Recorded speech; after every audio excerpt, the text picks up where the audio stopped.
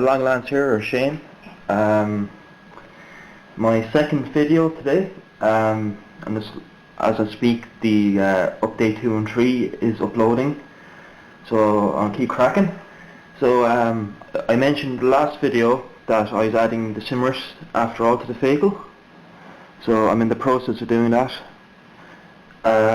It's a bit of a pain in the arse because the liquid green stuff doesn't seem to like taking the impression of the tool I'm using, which is a small little piece of scrap styrene. I actually found using this very thin little scrap piece actually works better.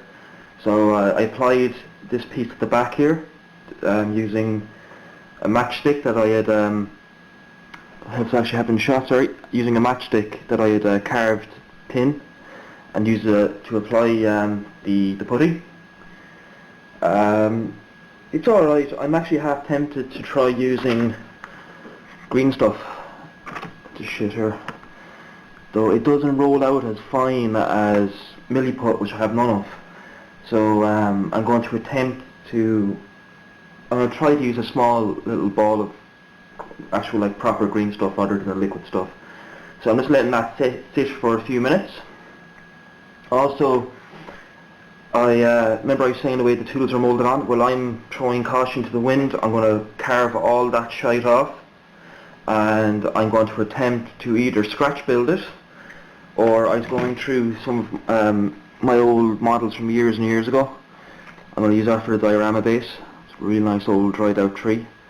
But I also found Hasegawa's old, well they're not old, actually brilliant little models that I built a couple of years back of their, so there's 234 half armoured vehicles, the Daytrads, but they had some tools that were separate, as you can kind of see here, as well as the jerry cans.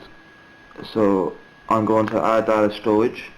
Got a crewman here. I'm not going to be switching him out. I want to keep the guy I have because I like him.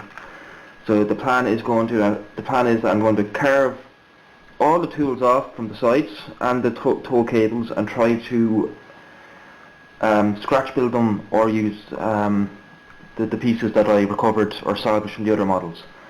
It should work. Like, you know, if I'm going this far I might as well go a bit further. So that's what I'm up to.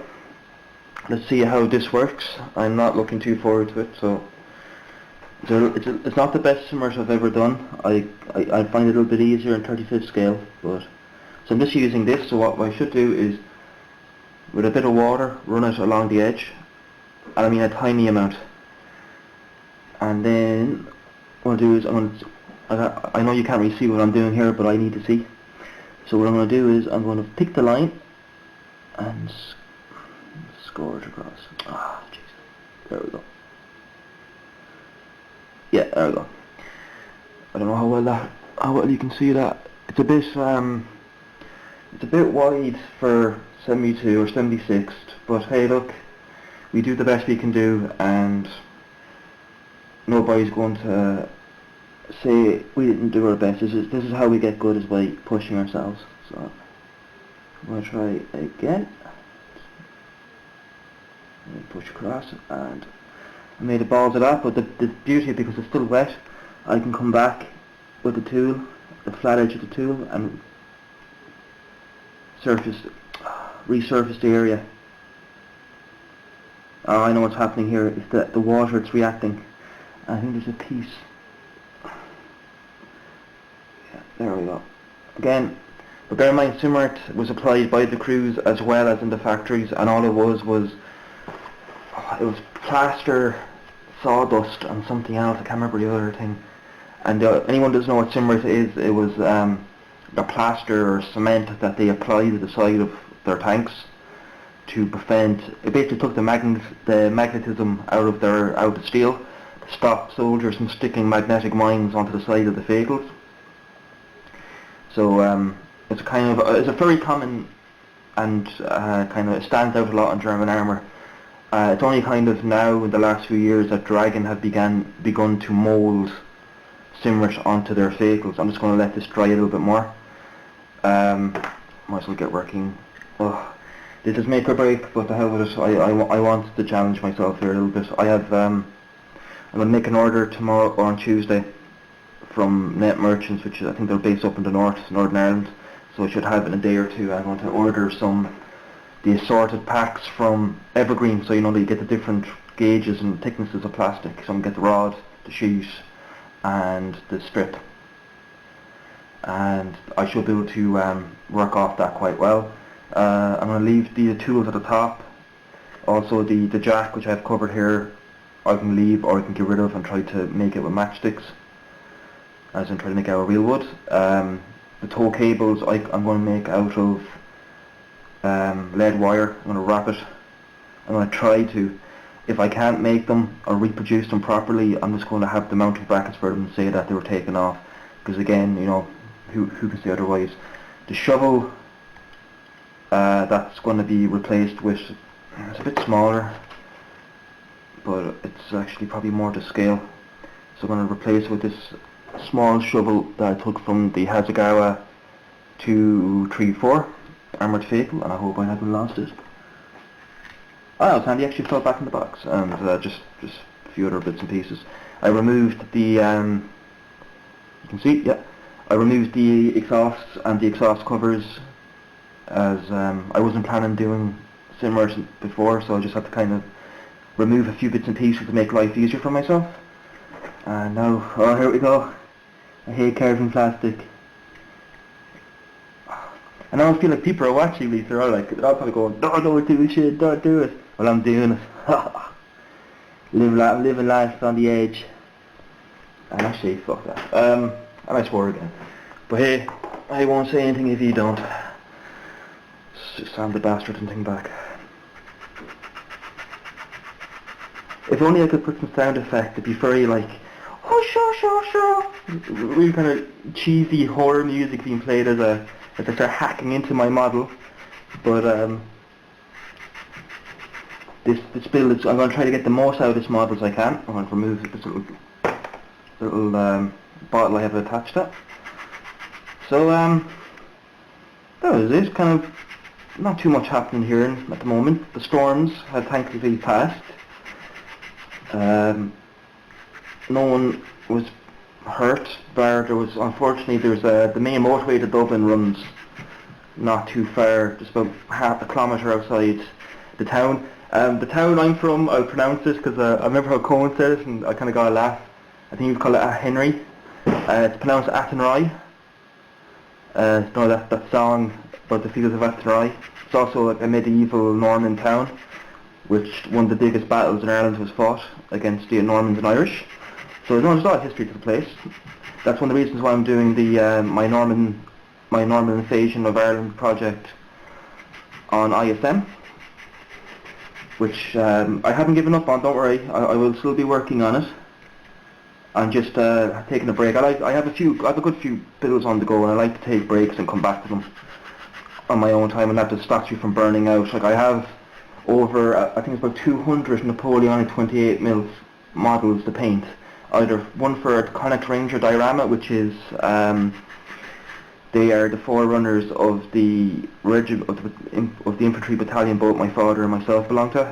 He's in the Irish Defence Forces as a full-time soldier, and I belong to the Reserve, or the RDF, which any of the Irish lads will know is just the SAA, which isn't too serious. It's not like the Imperial Guard or the US Army Reserve, who actually deploy overseas. We don't. We just go on like annual camps and do a bit of shooting and play soldier for a weekend or for a week or two. It's a lot of fun. It gives you a taste of what the army's like, without it being overly serious or having been deployed to any of these dangerous areas. But which is probably a good and a bad thing. I'm not saying like I'm particularly warmonger or anything like that, but no, it would be nice to go peacekeeping. But I'm not that in a hurry to go to some dodgy hellhole of a country. I'll let the full-time boys do that. So the Connacht Rangers are from, they actually, the barracks that we're stationed in Galway City is actually their original regimental depot, where they used to, so like all the lads came. Connacht is the province I'm from in Ireland. So you have Munster to the south, Leinster to the east where Dublin is. Connacht is the west where Galway and Mayo and all that is, and Donegal, well, Donegal is technically Ulster. And then you have Ulster, which is Northern Ireland, Donegal, Monaghan, whatnot. And that's it. It's only the three counties. There was four originally. So the Connacht Rangers were from the west of Ireland. Very famous regiment. I'm thinking of making either. I believe there's some teams, not World War I group builds coming up soon.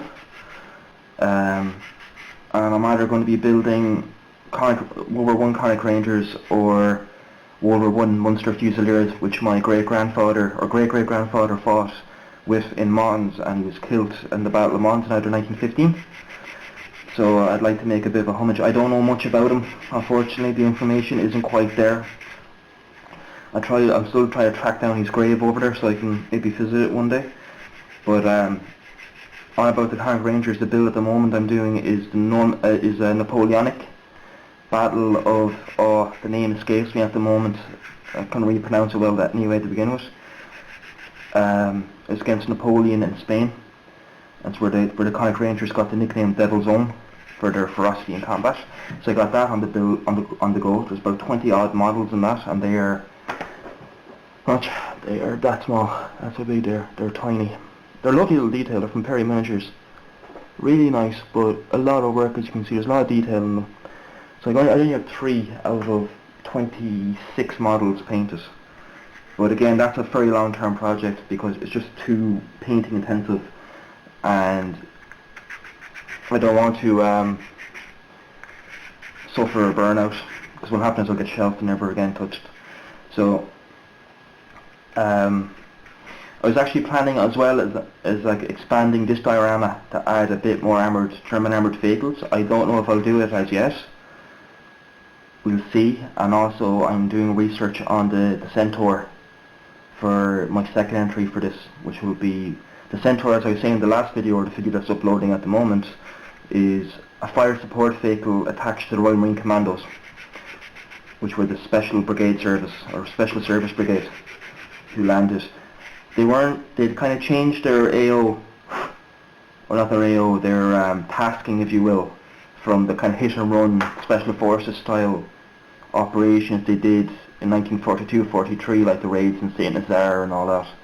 These like real kind of high risk operations. And by D-Day they had kind of changed operation status to more like the US Army Rangers of elite tasking, so they'd take high risk ops but more in a conventional sense. So they'd have the full heavy equipment such tanks. I think they're the only guys in Normandy to use the Buffalo, which is the LACT-4s, I believe, as in, if you've ever seen Pacific, the amphibious tractors that bring the lads into Peleliu and whatnot, and Okinawa, Iwo Jima, those type places. They're the LACT-4s. The 7 is the modern one. And they were the only force, I believe, in Normandy to use those. I know they were used quite a bit in the Rhine crossings later that year, I think 1945, but in Normandy, I think the Royal Marine Commandos were the only lads to use them. So that could be an interesting build in itself. I could find good photographic evidence of the water buffaloes with the Royal Marines. I'd actually build that over the Centaur because it's something very different. It's a cool looking vehicle, and they're massive. I got my friend into model making briefly years and years ago when we were younger, and he built Revel's Alligator, which is the upgun kind of fire support version of the Buffalo, and it was a bloody monster of a model. It was a huge yoke. He did a bloody damn good job. Then he kind of got out of it because his younger brother kept breaking all these models. So yeah, so it's either going to be the Centaur or the Buffalo, one or the other. And if it is the Buffalo, I'll be probably building AFD's Club's new version of it, because I believe that's, I have to do research on that. So it's either going to be the Centaur or the Buffalo. I don't know actually, because I completely forgot about that. So that's the idea for that. And I might add another couple of 72 scale vehicles in this. Maybe I might actually get my hands on Hasegawa's 2.5 or 234 8 rad armoured vehicles, because they would have been attached to this. I know the Pumas operated alongside them. The same 8-wheeled armoured 8-wheeled armoured car that Cohen showed in his stash video there when he was discussing other topics. that people might want to take for the group build. So I might add one of those into it. I've also ordered something really cool from Brain Gun. You often hear Making Models Again. Gary from Making Models Again often mentions a 4-wedge company called Brain Gun, and they do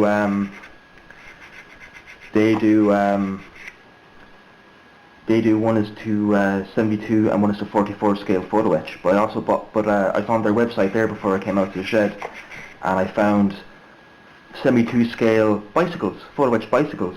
So I actually ordered a pair of them. I just have to wait for them to get back to me, because they have a weird way of paying for your models that they send you an invoice that way. They're recognised. It's not dodgy or any way like that. Well, I'll let you know very quickly if it's dodgy or not, but I don't believe it is. So I'm going to have the bicycle on the rear deck with a few tarps, just to populate it, because one thing I always know is that people tend to put loads of stowage on Panzer 3s, Panzer 4s, Stugs, but then when it comes to the Tiger tank and Tiger 2, or King Tiger, and Panther, they don't really seem to go too mad with stowage. So I'm going to kind of compare to pictures from either Eastern or Western Front, it doesn't matter, just to see what type of stowage the lads are throwing to their vehicles, because I was online there trying to find photographs of tanks belonging to Panzer Battalion, Heavy Panzer Battalion 104 or 103, and the only vehicle I could find that I actually tried to build years ago was Tank 104, which is at Bovington. So if there's any debate about Tiger 2's been used normally, no, they were there, because the King Tiger with the Porsche turret in Bovington, turret number 104, was recovered from Normandy in July, I believe, or late June or July. It was one of the last tanks that the lads had left from 103, I believe. I could be wrong in that now. One of you might turn and go, no, that particular tank belonged to a different battalion. But as far as I know, 103 was the only heavy battalion with Tiger 2s. I know there was Tiger 1s and Panthers operating, Barkman was operating, that'd be cool. Barkman's Corner would be pretty class. To make a little diorama of that, But no, I'm going to stick with the Royal Marines, because they haven't really been done that before. So you can see, I'm standing down the bits. There is no going back now, lads. Haha, we've gone off the charts, lads. So, yeah, so that's what I'm up to. Today was a bit of a quiet all day. But yeah, so the storms were thankfully over. I kind of went off on a tangent there. Unfortunately, there was a fatality on the road in that motorway. Unfortunately, a young girl was killed when the car lost control from the wind. So that's awful. That's very sad, and my condolences to the families and whatnot. But sometimes just bad things happen, and you have to respect nature. So driving on an unexposed motorway with 45-mile-an-hour crosswinds, and you're traveling at 60 kilometers an hour, yeah, you really are taking a very dangerous risk, and unfortunately these poor people got caught out. So to lighten the mood somewhat, then, so that I don't want people to be dwelling on such bad things. I know you can't ignore it, but I don't want. It's a bit of a downer. It's not really. I kind of don't want to be talking now, so I don't want to be disrespectful. A friend of mine, anyone who knows Galway City or Galway, Ireland, Galway City is on the coast. So it's on the west coast of Ireland. This way it's in Connacht. There's a place called Sea Point. Sea Point is like an arcade in a spot called Salt Hill, and that is right on the beachfront of Galway. So the Atlantic is right out there. It's right in front of you. And so Sea Point is, I remember going there when I was younger. You had like your arcades and your slot machines and shit like that. But one of my mates was saying one of his girlfriend's mates were at the slot machines during the first night of the storms, and so you could hear the wind going insane outside. So he said, I better check on the car. So he looks out the window to see the fucking car floating out to sea, and he's going, balls. You couldn't do a bloody thing about it. You just have to sit there at the window and watch his car get taken by the sea. So apparently they found this in the surf and the beach a good 60 odd meters, no, at least 90 to 100 meters away from where he parked it. And like, so since it's an act of God, insurance were saying, you're on your own, mate, you know. So he got caught out proper, you know. But I think they said the only thing they'll do is that we'll cover the cost. Shit. Oh, I keep doing hash. I shouldn't be hashtagging it. That's more like fucking Panther simmers. Shit.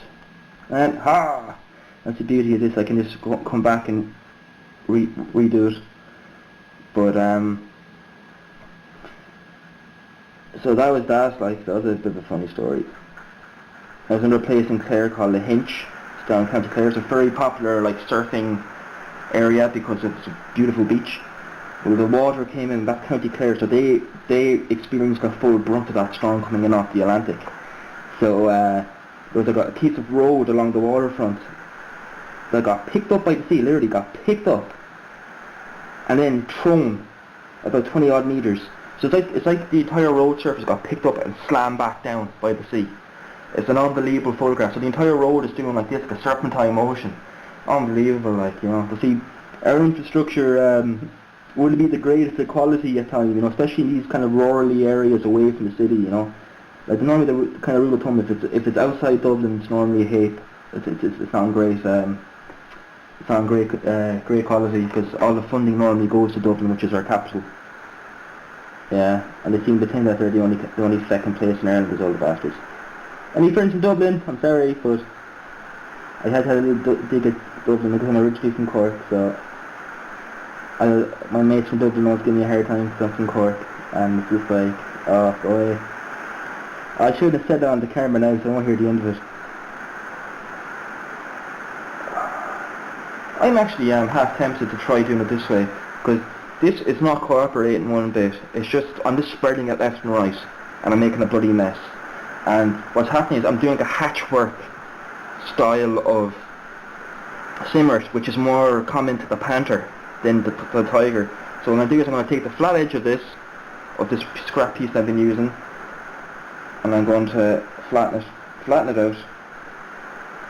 Okay. See? So it's flattened out, and I'm actually going to let it set fully and scribe it with my hobby knife. I should have done that from the start, but we live and learn. And if it's really bad, what I might actually do is sand all that back, and reapply. I won't do that though. I know I should, but I won't. I'm lazy like that.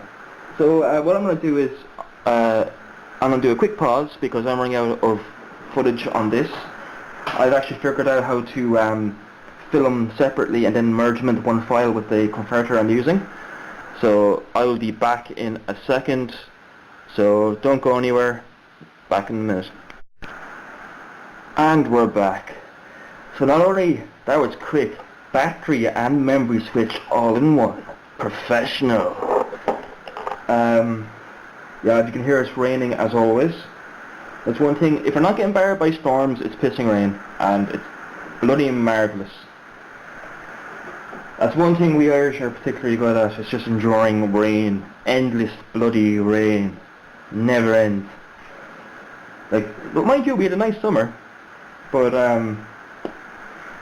I found out then that we had about 35 degrees Celsius weather, and I was with the SCA, or the RDF, Reserve Defence Force, on an island down in Cork called Bear Island, doing, like, you know, we do camps, like, so during the holidays when everybody's off work, they'll plan camps to train us. So we were doing section attacks on a camp, which was great crack, but the weather was pretty, like, I found out how much I hate the weather. So, like, there's not a tree on the island, not a single tree or bush to hide around. Midday, we're on a patrol, and the fucking sun is beating down on us. And like, some people love it, you know, everybody came back with like a lovely tan. Now, actually, for once I wasn't burned to a crisp, which was good, but that was down to the factor, like the 4 layers of factor 50 I was applying every 2 hours. And like litres of gallons of water I was taking into myself. I still managed to get bloody heat stroke though, or a touch of it, and bloody knocked me out of all the crack then, because, for any of you from any of our friends who aren't from Ireland might hear me say the word crack. I don't mean crack as in cocaine crack. I mean, we have a word in Ireland called how is the crack, and the crack is spelled C-R-A-I-C. and it's like an Irish slang word for how you keeping, or any news, or any like, or having fun. What's the crack, lads? You know. So that's, so if you hear me say the word crack, it means it's not. It doesn't mean that we're up to anything we shouldn't be. It just means that I missed out on all the fun. So it's one of those words you can use for several contexts. So like, so what's the crack means any news. How's the crack is how you keeping. Did you have much crack? Did you have much fun? So there we go. Now our Irish culture day is over. So haha, we've learnt a little bit about us crazy Irishmen, Irish people in our little island, that they have to keep us away from Europe for obvious reasons. I'm babbling. But anyway, back to the story. Was so we're on Bear Island. There are no bears there. I checked. We were very disappointed. Though we did get the life out from American tourists, though that was fun. But we were on an ambush position on or concealed position along a road, because there's like 200 inhabitants of this little island. There's no one in it, but it's very popular with people who come for like hiking and all that. And they were walking along, and they didn't see us, because we all stepped into the hedgerow just waiting for orders to move out. So we all stepped out of the hedge and fighting the shit out of them. So all they saw were all these like camoed guys. Now the American people are no strangers to soldiers, because they have that kind of that culture where, do you know what I mean? Like that they probably took a good respect for their military. So like they thought it was quite amusing that they just saw these like camouflage faces just appear in the hedgerow. So like, no, it was a good old camp. But I got bloody sunstroke halfway through it, and I missed the big night attack that like the exercise was going to be for a night operation, which are rare, you know. We had the night optics and everything, and anyone who's been in like the TA or FCA will know that we don't always get, any reserve never gets the news of equipment. Of course the full-time army will get that because they need it. So when we get night optics, it's normally a big thing, like, you know, for us. So we had like the binoculars that you often see like the lads use on like Generation Kill and stuff like that. We didn't have the mounts for our helmets, but we were using our bush hats anyway. Well, some of the lads were using bush hats. I didn't have any bush hats on me. That's why I got second sunstroke. It wasn't my fault. I just didn't have. You don't really get issue with them, because that's again, it's a full-time soldier thing. So we don't get that. But yeah, that's here nor there. So I could be saying things I shouldn't be saying, and so I missed out on that. But I got to watch it from. I was put on LD like duty. I know I didn't pass out. I had to walk like a full 2 kilometers back to base with my heart going drrrr, guzzling water and dumping water over myself, waiting to collapse at any moment with the lads breaking their shit glass at me beside me. Great mates I have. So yeah, I've been in the reserve for a good few years. Great crack. So there we go. Bit more Irishry, but great fun. Really enjoy it. One of the coolest things I ever got to do was 60mm mortar course. And any of the Irish lads will know of a place called the Glen of Amal up in the Wicklow Mountains, and that's where the Irish Army go to train with all their heavy weapons. So it was us, 60mm mortars, the 84mm Gustav, which is like basically bazooka, and the .5 or the 50 caliber machine guns. And we all had the same target on the mountainside about a kilometre out from us, and we just plastered the place with rounds. It was so cool. So we were there, and you can actually see the mortar rounds in the air as they fly. They take about 12 seconds to hit targets, like, at that range. So you could actually see them arcing through the sky because it was a very clear day. So no, we were popping away with our 60s, thinking we were the shit, like. And all of a sudden, the field to our left just explodes into noise, like mayhem. At the .5s, there's about 6 or 7 .5 teams in the field beside us, and they just let rip, like, bum, bum, bum, bum, bum, bum, bum, bum. Bloody tracers the size of my fist, flying towards the target. Now, they actually outdone us, because they're more, like, anyone who's like 60mm mortars aren't, it's not like a Hollywood, the big explosion. That's more like the 120mm and the 81mm. They're impressive, but the 60s are more like a very fancy grenade launcher in a way, you know, and that's what they're kind of used for. I mean, or the Fisher-Price mortars, as I used to call them, because the 60mm mortar the Irish Army use is made by a South African company, and it's a 3-foot long barrel. It's only a small little thing, but means that it's very light and easy to carry. But it's so small compared to like the other mortars. The next step up is an 81mm, and its barrel is 7 foot long. So you can see the discrepancy and the slagging that would go down between the different mortar sections. You know, to see what's coming and be like, oh, look at the lads, you know, isn't that cute? But Yeah, that was a very interesting evening. I actually have a bit of footage up on it that I filmed, but I can't actually publish it without permission because that's just the way the Irish Army is with most militaries. So, like I said, watch, I've applied to this side now. What I'm going to do is just going to let it set for a minute, and then I'm going to smooth it out with this little tool, this little scrap, just a little bit of water on the finger. So yeah, it's been an interesting time, the reserve. It's kind of given me a new kind of perspective of what armies are like, and it's really helped me too when it comes to making like dioramas and things like that when you're trying to find positioning for soldiers. So I just kind of apply, well, how do we walk when we're on a patrol, or how do we do all around cover? And you kind of, because bearing in mind, like, I know tactics and technology has changed since World War II and all that, but mentalities haven't. As in, the soldiers will still think the same. As like, how do I present the smallest target to the enemy and all this, like. So yeah, it's really fun. Made a lot of really good friends off it, you know. But yeah, Bear Island was an interesting experience, I must say. I actually learned that I do not like the heat. Oh, it's grand, you know, like minus 13 Celsius of cold, which is cold for Ireland at least, not so much for other parts of the world. I know Cohen was saying that there's been parts of East Country minus 20, minus 50, which is bloody scary. Do you know what I mean? But for us Irish, that's pretty cold, minus 12.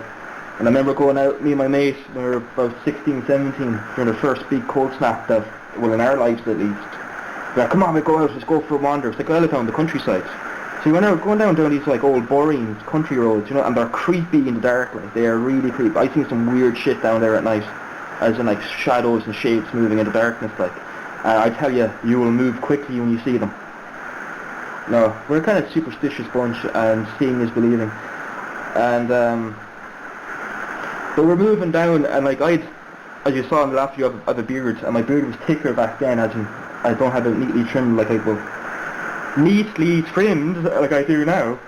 And within 30 minutes, I had ice forming in my beard from breathing. I was wearing like a big fleece and a hoodie over it. I had frost forming on the hoodie.